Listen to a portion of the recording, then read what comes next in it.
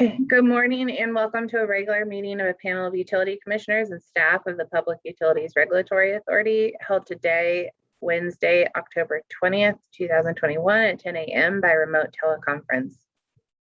My name is Chairman Marissa Gillette, and I'm joined virtually today by my colleagues, the Vice Chairman Jack Bukowski and Commissioner Michael Karen. We have a regular calendar and a consent calendar in front of us today. On today's regular calendar, we only have one item, which is docket number 210807, the application to install and operate an electric submetering system at 1 Long Wharf Drive, New Haven, Connecticut. So I'll present the decision for the panel's consideration.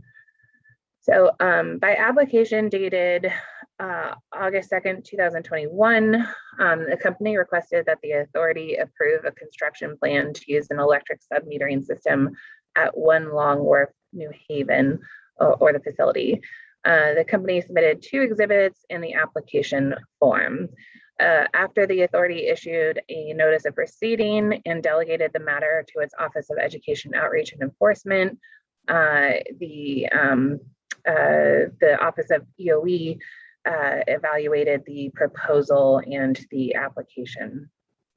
In that application, the company requested approval to operate a currently in what's already in use, a traditional electric submetering system at the facility. The company had a vendor, and the property is 45 units used solely for commercial applications. And according to the application, the common areas in the building are separately metered, with United Illuminating Company serving as the electric distribution company. The company submitted 2 exhibits, including a sample bill as part of its application.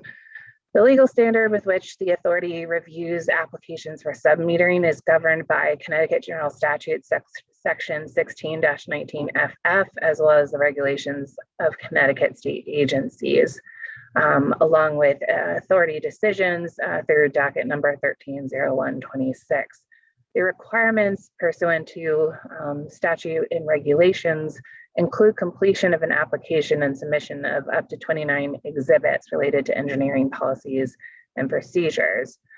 Pursuant to those regulations, the authority reviewed the information that was provided and found that the company did not satisfy the application requirements, including failing to submit a vast majority of required exhibits. As such, the authority is not capable of determining whether the company possesses the technical, financial, and managerial capabilities to submeter, and accordingly, the company's request to install and operate electric submetering is denied.